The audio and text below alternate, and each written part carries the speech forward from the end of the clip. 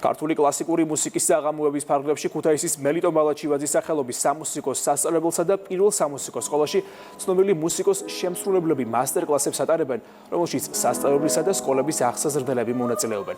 ხვალ ლადო მესხიშვილის დრამატულ თეატრში გალა კონცერტი გაიმართება, საღამოები კი დეკემბერში თბილისში დასრულდება. მხარდამჭერი კულტურის სამინისტროა.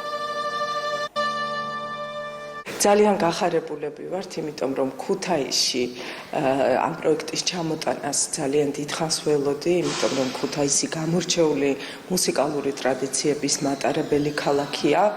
დღეს ვატარებთ მასტერ-კლასებს, მე და ჩემი კოლეგები, მეგობრები, არაჩვეულებრივი მუსიკოსები და ხვალ ჩატარდება კონცერტი, სადაც გვინდა ჩვენი მსმენელი დავპატიჟო.